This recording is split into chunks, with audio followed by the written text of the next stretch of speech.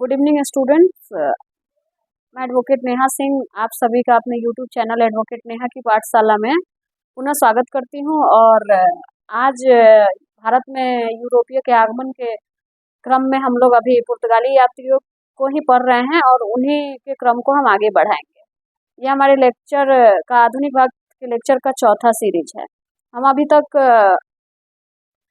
Francisco de Almeida के बारे में पढ़ चुके हैं। वो आते हैं भारत में और समुद्र पे अपना वर्चस्व कायम करते हैं, जिसको और जो पॉलिसी के तहत वो समुद्र पे अपना अधिकार कायम करते हैं उसको हम लोग ब्लू वाटर पॉलिसी के नाम से जानते हैं। इनके बाद ऐसा नहीं है कि ये क्रम यहीं रुक जाता है। वैसे तो बहुत सारे यूरोपीय कंट्री आते हैं भारत में और कस्तुनतुनिया के पतन के बाद ये नए मार्ग की खोज करते हैं और सबका एक दूसरे से कन्फ्लिक्ट होता है और समुद्र में ही होता है। बाद में आगे हम पढ़ेंगे तो वास्तविक तौर पे भी इनका कन्फ्लिक्शन होगा, जो कि हम धीरे धीरे पढ़ेंगे। यहाँ हम पढ़ते हैं कि नेक्स्ट पुर्तगाली गवर्नर कौन आते हैं। तो नेक्स्ट पुर्तगाली गवर्नर जो रहते हैं वो अल्फांसो डी अल्बुकर्क रहते हैं। फ्रांसिस्को डी अल्मीडा के बाद अल्फांसो डी अल्बुकर्क नए दूसरे गवर्नर नियुक्त किए जाते हैं और ये भारत आते हैं। ये भारत आते हैं तो भारत आने के बाद इनको भारत में पुर्तगाली शक्ति का वास्तविक संस्थापक माना जाता है। वो चाहे व्यापार के उद्देश्य से हो या शासन के उद्देश्य से हो। उद्देश्य तो कहीं ना कहीं था ही कि भारत के व्यापार पे पूर्णतः अधिकार करना है। तो अगर भारत के व्यापार पे पूर्णतः अधिकार हो जाएगा तो भारत के विभिन्न चीजों पे भी पूर्णतः अधिकार हो जाएगा। इनको वास्तविक संस्थापक कहा जाता है। ये जब आते हैं भारत तो इन्होंने अपना पुर्तगाली मुख्यालय एस्टेब्लिश किया और ये अपना मुख्यालय कोचीन में एस्टेब्लिश करते हैं। आप पीछे भी पढ़ चुके हैं कि कोचीन में वास्को डी गामा की मृत्यु हुई थी और वहीं पे उनको दफनाया भी गया था। ये सारी फैक्ट्स आप लोगों को ऑनलाइनर एग्जामिनेशंस के लिए याद रखने हैं। उसके बाद आप देखेंगे कि इनके काल में ही इन्हीं के काल में अल्फांसो डी अल्बुकर्क के काल में, आप अल्बुकर्क भी बोल सकते हैं, अल्बुकर्क के काल में भारत में पहले चर्च की स्थापना है। उस चर्च का नाम सेंट जेवियर चर्च था, जिसको 1515 में एस्टेब्लिश किया गया और गोवा में किया गया। तो गोवा में पहले चर्च की स्थापना हुई और मैं आप लोगों को 3G का कंसेप्ट दे चुकी हूँ कि यूरोपियों का भारत आगमन का कारण 3G था। क्या था? पहला था गुड्स, दूसरा था गॉड, तीसरा ग्लोरी। तो गुड्स पे तो इनका अधिकार धीरे धीरे हो ही रहा था, व्यवसाय तो अपना स्थापित कर ही रहे थे। अब क्योंकि गोवा में पहला चर्च 1515 में अल्बुकर्क के रीजन में बनता है, जो जिसका नाम सेंट जेवियर्स रहता है, तो इससे क्या होता है कि अब गॉड की भी सत्ता धीरे धीरे स्थापित होगी। उसके बाद 1510 ईस्वी में अल्बुकर्क जो रहता है वो बीजापुर के सुल्तान आदिल शाह से गोवा जीत लेता है। अब क्योंकि 1510 का शासन चल रहा है, अगर आप मध्यकाल पढ़े होंगे तो आपको पता रहेगा कि 1510 में मध्यकाल में भारत में किसका शासन रहता है जब अल्बुकर्क भारत आते हैं। तो 1511 ईस्वी में इन्होंने मलक्का पर अपना अधिकार कर लिया। और आप लोग को याद होगा कि जब मैं ब्लू वाटर पॉलिसी की पढ़ा रही थी उसमें मैंने मलक्का का चर्चा किया था। और मलक्का क्या था? तो दक्षिण पूर्व एशिया का एक बहुत बड़ा बाजार था और ये दक्षिण पूर्व एशिया के बहुत बड़े बाजार पर अपना नियंत्रण स्थापित करते हैं। और नियंत्रण स्थापित करने के बाद अगर मान लीजिए किसी बाजार पे ही इनका नियंत्रण स्थापित हो जाए और वो बाजार समुद्र से जुड़ा हो और समुद्र पे इनका प्रभुत्व पहले से है, तो इनका व्यापार अपने आप चलेगा और इनका व्यापार आगे रन भी करता है। 1515 ईस्वी में ये हरमुज पर भी अपना अधिकार कर लेते हैं। और हरमुज अरब सागर के अंदर जो पारस की खाड़ी है वहां पे स्थित एक बहुत बड़ा बाजार रहता है। मलक्का से जो चीज बाजारू वस्तुएं आती थी वो हरमुज में स्टैंड कर दी थी, वहां पे उनका व्यापार होता था, वहां से वो आगे जाता था। तो इनका मलक्का और हरमुज दोनों पे अधिकार हो गया। उसके बाद इन्होंने सबसे बड़ी पॉलिसी निकाली और वो पॉलिसी क्या थी इनकी? तो इन्होंने पुर्तगालियों को प्रमोट किया।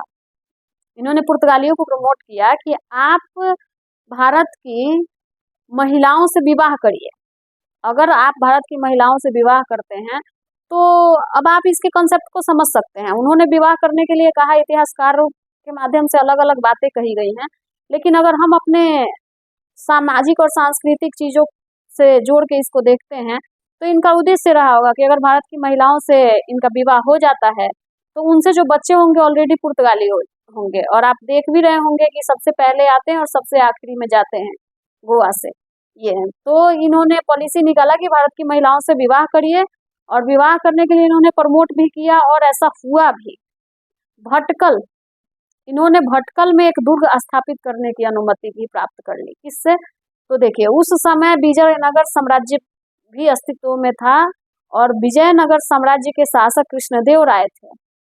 और विजयनगर के शासक कृष्णदेव राय से इन्होंने भटकल में एक फैक्ट्री स्थापित करने की अनुमति प्राप्त कर ली।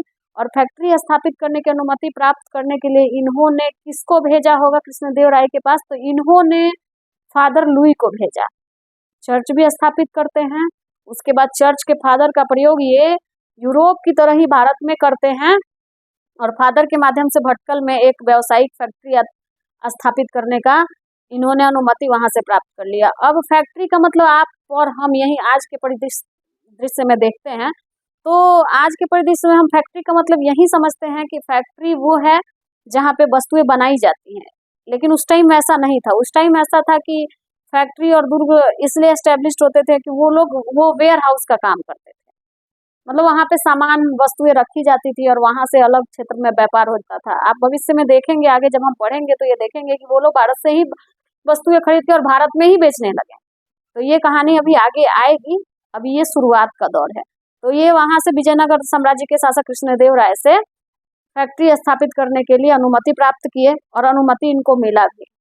प्रोफेसर डार्डविल जो रहते हैं वो अल्बुकर्क की तुलना रॉबर्ट क्लाइव से करते हैं। अब रॉबर्ट क्लाइव कौन है ये हम आप लोगों को बाद में पढ़ाएंगे। जब ब्रिटिश ईस्ट इंडिया कंपनी की स्टोरी पढ़ाएंगे तो रॉबर्ट क्लाइव के बारे में हम लोग पढ़ेंगे। अगर मैं अभी बताती हूँ तो हम लोग मुख्य बिंदु से भटक जाएंगे। तो ये अल्बुकर्क की कहानी थी। अल्बुकर्क के बाद जो नेक्स्ट पुर्तगाली गवर्नर आते हैं भारत, उनका नाम रहता है नीनो डी कुन्हा। अल्बुकर्क के पश्चात नीनो डी कुन्हा भारत आते हैं और वो आते हैं तो वो अपना मुख्यालय एस्टेब्लिश करते हैं कोचीन से गोवा। वो कोचीन से गोवा स्थानांतरित कर लेते हैं। जो मुख्यालय पहले कोचीन बना रहता है उस मुख्यालय को ये गोवा स्थानांतरित कर लिए रहते हैं और गोवा में से अपना व्यापार को ये संचालित करते हैं। कार्टेज अर्मिडा पद्धति जो मैं पहले ही स्टोरी में बता चुकी हूँ, कार्टेज अर्मिडा पद्धति, इसके माध्यम से क्या किया जाता था कि समुद्री मार्ग से व्यापार करने वाले सभी व्यक्तियों को, वो चाहे अरब हो, तो तुर्की हो, यूरोपीय देश के अलग अलग फैक्ट्रियां हो जो कि एस्टेब्लिश्ड हुई थी उनको, चाहे वो भारतीय व्यापारी ही क्यों नहीं हो, सबको परमिट लेना पड़ता था और सारे लोग परमिट लेने के बाद व्यापार करते थे। तो वो चीजें नीनो डी कुन्हा के एरा में फाइनली लागू हो गया और उस परमिट के बाद ही क्या करना था, इनको व्यापार करना था। ये हमारा तीनों गवर्नर की कहानी थी जो कि कंप्लीट हुई। अभी फिर भी कुछ फैक्ट्स बच जाते हैं, जैसे हम पढ़ते हैं तो कुछ फैक्ट्स बच जाते हैं, तो उन फैक्ट्स को हम अभी कंप्लीट कर लेंगे।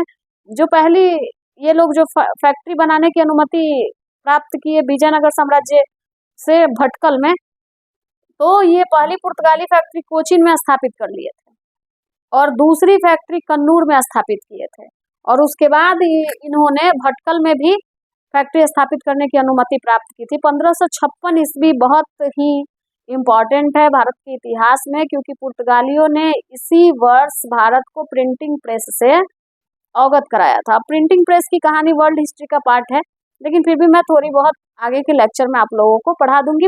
लेकिन प्रिंटिंग प्रेस से भारत कब परिचित हुआ, तो 1556 ईस्वी में। और बहुत सारी चीजें जिनसे भारत का परिचय पुर्तगालियों ने कराया, उसमें तंबाकू की खेती जो है वो बहुत इम्पोर्टेंट है। तंबाकू की खेती पुर्तगालियों ने ही भारत में शुरू करी थी और बहुत सारी चीजें पुर्तगाली भारत लेके आए थे, जिसमें से कुछ का नाम मैं यहाँ रख देती हूँ, जैसे अनानास हो गया, पपीता हो गया, बादाम हो गया, मूंगफली हो गया, काजू हो गया। इन सब चीजों को पुर्तगालियों के माध्यम से ही भारत में लाया गया था। उसके बाद मूंगफली हो गया, लीची, संतरा, बहुत सारी चीजें। और आप अभी पुस्तक में पढ़ेंगे तो आपको और भी चीजें मिल जाएंगी। मैं इन चीज को इसलिए रिपीट कर दे रही हूँ कि बहुत सारी एग्जामिनेशंस में इनको पूछा जा चुका है। आप स्वीट पोटैटो का भी नाम सुने होंगे, शकरकंद जिसको हम हिंदी में कहते हैं, ये भी पुर्तगालियों ने ही इससे भी भारत का परिचय कराया था। पुर्तगाली के बारे में मैं बता ही दी हूँ आप लोगों को कि सबसे पहले भारत में आए और सबसे आखिरी में गए। 1961 में गोवा को इन्होंने स्वतंत्रता प्रदान करी थी, उस टाइम ये गए। इनके बाद डच ईस्ट इंडिया कंपनी आता है। इसके बारे में मैं बता ही चुकी हूँ कि इसकी स्थापना कब हुई थी। स्थापना का क्रम और आने का क्रम दोनों का अलग था। पहले ब्रिटिश एस्टेब्लिश्ड हुए थे, उसके बाद डच एस्टेब्लिश्ड हुए थे, लेकिन आने के क्रम में डच पहले आ गए। तो डच ईस्ट इंडिया कंपनी आती है पुर्तगालियों के बाद। ये मूल रूप से जो डच थे, मूल रूप से ये हॉलैंड और नीदरलैंड के निवासी थे। इनका जो पहला प्रतिनिधि मंडल, जैसे फैक्ट्री ये स्थापित करते थे तो पहले प्रतिनिधि मंडल आता था इनका, तो पहला डच प्रतिनिधि मंडल, अगर हम पुर्तगालियों में देखें तो पहला पुर्तगाली प्रतिनिधि मंडल किसके नेतृत्व में भारत आता है, तो वो वास्को डिगामा हो जाएंगे। लेकिन यहाँ पहला डच प्रतिनिधि मंडल देखा जाएगा तो ये कार्नेलियन हाउटमैन के नेतृत्व में भारत आया था और व्यापार के लिए इन्होंने भारत को उसके बाद चुना था। जो डच ईस्ट इंडिया कंपनी रहती है, जिसको हम लोग अभी अपनी सहूलियत के लिए डच ईस्ट इंडिया कंपनी बोल रहे हैं, उसका नाम VOC था, वेरिंगदे ओस्ट इंडीसी कंपनी। और इस कंपनी के माध्यम से ये लोग यहाँ पे व्यापार करते हैं। डच फैक्ट्री जो थी भारत में, डचों के आने के बाद भी इन्होंने भी अपनी फैक्ट्रियां भारत में बनाई, विभिन्न जगहों पे बनाई, जैसे मुसलीपत्तनम। अब ये पत्तनम की भी स्टोरी है। अगर आपसे पूछे कि पतन और बंदरगाह में क्या अंतर है, तो जो प्राकृतिक रूप से डेवलप हुआ हो, नेचुरली जिसका डेवलपमेंट हुआ हो, उसको पतन कहते हैं। और उसी पतन में अगर ये कृत्रिम रूप से कुछ डेवलपमेंट कर दिया जाए तो वो हर बंदरगाह हो जाता है। तो पहला फैक्ट्री इन्होंने अपना एस्टेब्लिश किया मछलीपत्तनम में, दूसरा इन्होंने निजामपत्तनम में, तीसरा पुलिकट। पुलिकट कहाँ है, तो पुलिकट है आंध्र प्रदेश में, यहीं पे श्रीहरिकोटा है। और श्रीहरिकोटा किस लिए प्रसिद्ध है ये आपको पता है, श्री सतीश धवन स्पेस सेंटर यहीं पे है।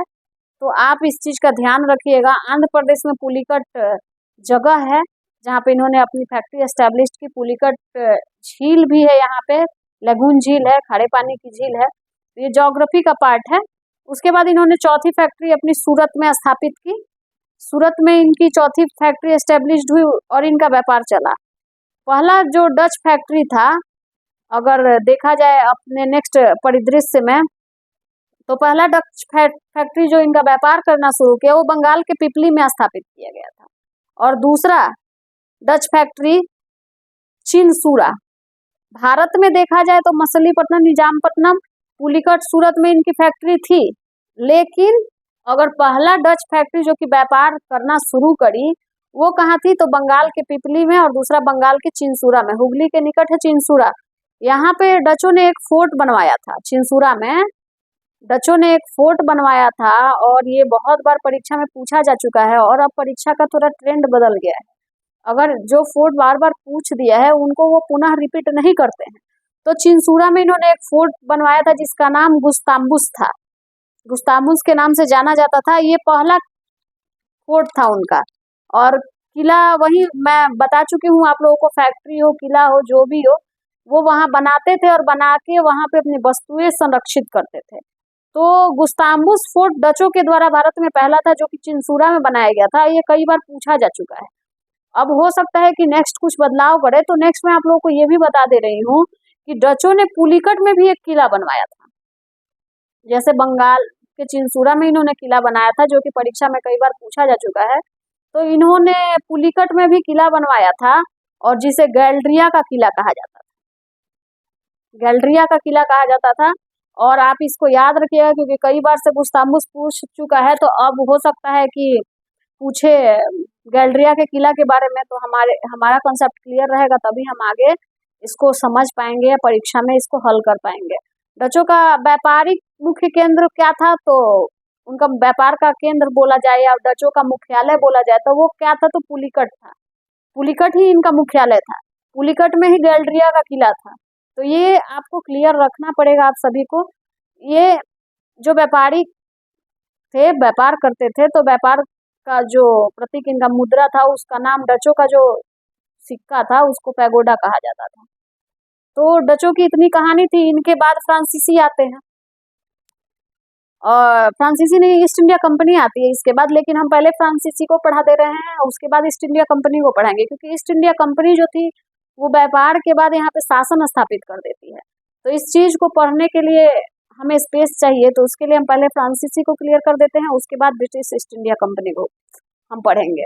तो फ्रांसीसी कंपनी जो थी वो, इसके बाद हम ब्रिटिश ईस्ट इंडिया कंपनी आती है, उसके बाद फ्रांसीसी आते हैं। तो फ्रांसीसी कंपनी जो जिनका स्थापना 1664 में हुआ रहता है, वो आते हैं और आने के बाद ये अपना व्यापार शुरू करते हैं। लेकिन इनके बारे में बहुत इंटरेस्टिंग विषय है कि सबसे पहले तो इनकी जो कंपनी रहती है, उनका नाम रहता है द इंड ओरिएंटल कंपनी, जो व्यापार के उद्देश्य से स्थापित करती है। भारत में बहुत फेलियर साबित होती है ये कंपनी। कारण क्या रहता है कि ये 1664 में स्थापित हुई रहती है और ये गवर्नमेंट के द्वारा स्थापित हुई रहती है।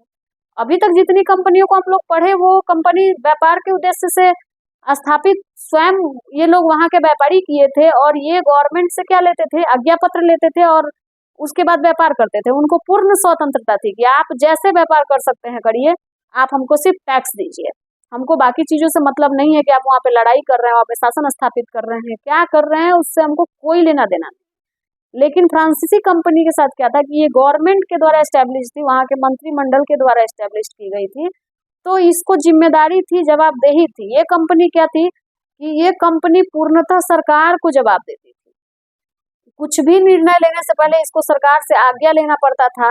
अगर कहीं बाधा उत्पन्न हो रही है तो उस बाधा का विरोध करना है तो भी सरकार से आज्ञा लेना पड़ता था। फ्रांस के मंत्रिमंडल द्वारा बनाया गया था, इसलिए गवर्नमेंट कंपनी था, निर्णय लेने का अधिकार नहीं था, इसलिए फेलियर होने का ज्यादा चांस था। आज भी देखिएगा जिस जगह पे सरकार रहती है वहां पे निर्णय लेने का अधिकार सरकार को रहता है। और सरकार, आप अभी तुरंत वर्तमान में ही देखे ऑपरेशन सिंदूर की कहानी, बिना सरकार के निर्णय के कुछ नहीं हो रहा था। सरकार ने कहा युद्ध विराम, तो युद्ध विराम हो गया। तो ये हमारे टॉपिक से अलग है, इसलिए इस पर नहीं फोकस करेंगे। जब करंट पढ़ाएंगे तो उसमें बताएंगे आप लोगों को।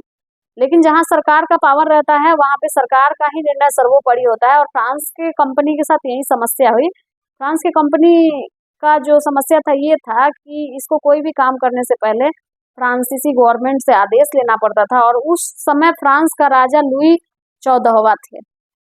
लुई 14वां थे और लुई 14वें के बारे में कहा जाता है कि लुई 14वें जो थे, इनके काल में फ्रांस में बहुत अराजकता थी।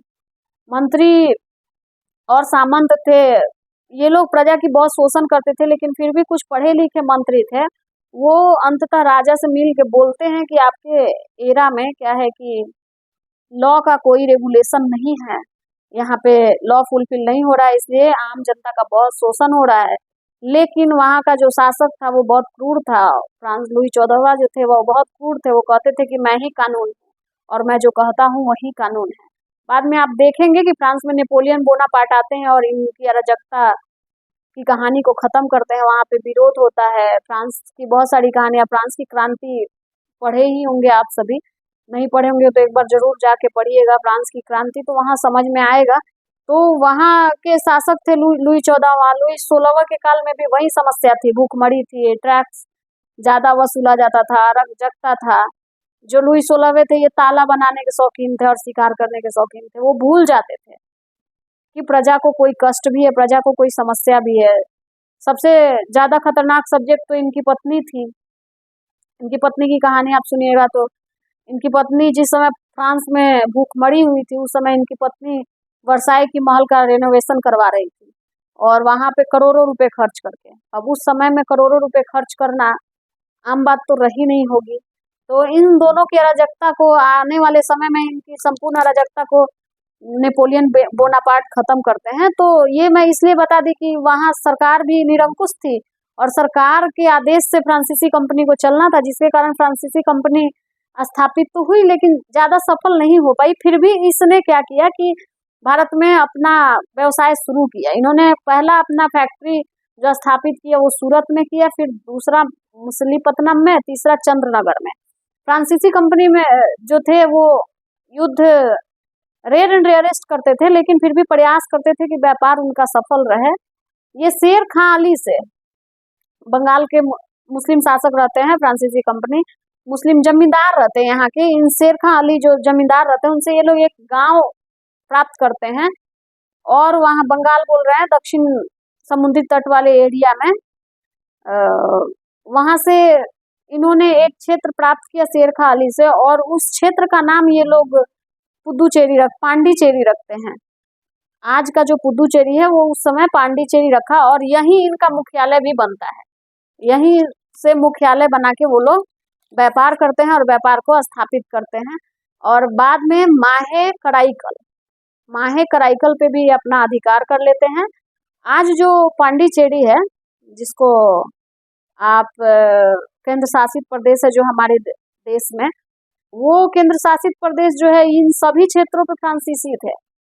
और ये माहे कराईकल और एक क्षेत्र है यनम और एक पांडिचेरी, तो इन चारों को मिला के आज पुदुचेरी माना गया है। क्यों? क्योंकि जब अपना देश आजाद हुआ और सरकार का गठन हुआ तो इसको इसलिए दे दिया गया केंद्र शासित प्रदेश का दर्जा, क्योंकि ये फ्रांसीसी बहुल एरिया था और ये लोग वहाँ यहाँ पे थे, तो इनको सहूलियत तो अपना प्रशासन संचालित करने में तो पांडिचेरी को ही पुदुचेरी बनाकर केंद्र शासित प्रदेश घोषित कर दिया गया और माहे यनम कारिकल को इसमें शामिल कर दिया गया। ये 4 जिले मिला के केंद्र शासित प्रदेश बन गए।